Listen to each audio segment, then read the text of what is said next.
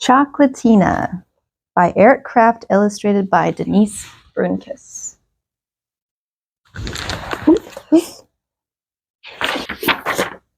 Tina loved chocolate more than anything in the world.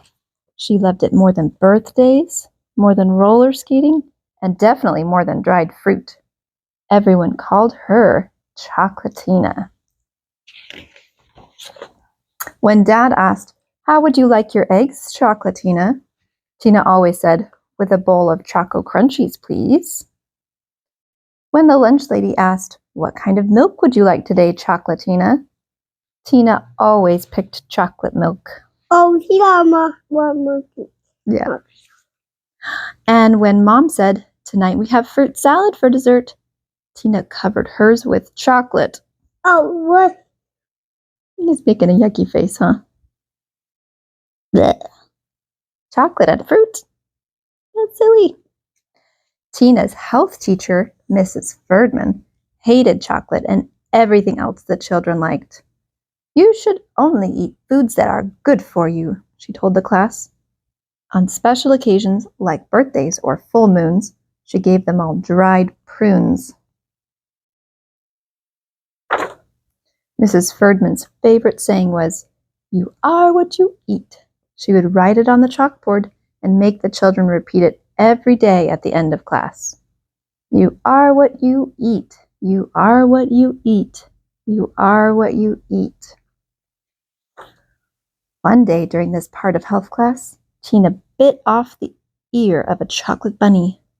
Then she stood up and said, "I wish that were true." That night, a strange thing happened.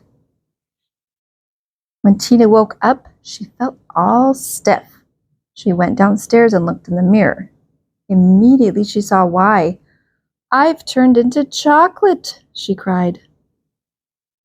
"Whatever you say, Chocolatina dear," said her mother from behind the newspaper. "Now hurry up and eat your breakfast, or you'll miss the bus."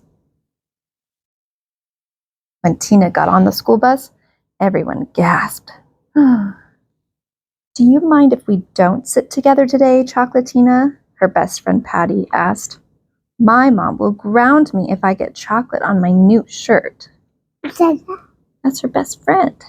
He said that? Yeah. Oh.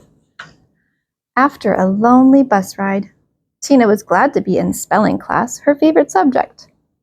But her first word in the spelling bee was cocoa, and she got so flustered she spelled it wrong.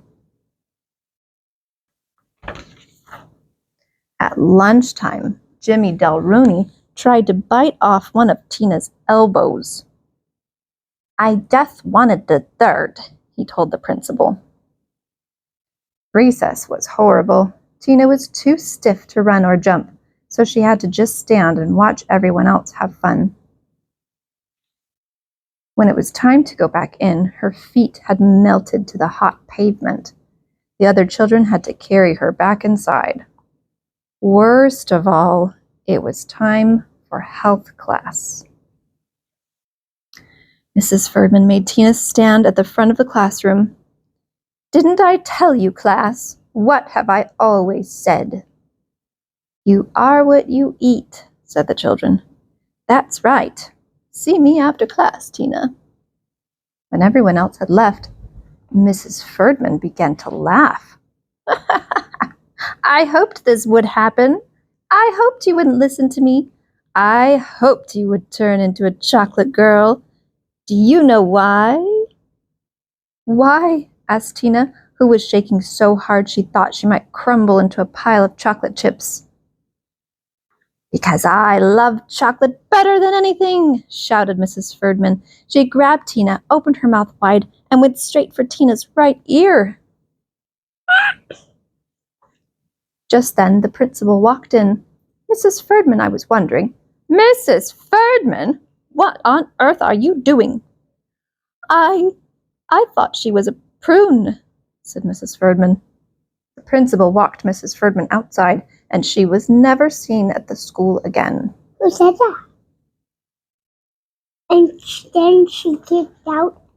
Yeah, she got kicked out. That night, Safe at home in her bed, Tina cried a little chocolate syrup tear. I wish I could be a normal girl again, she whispered.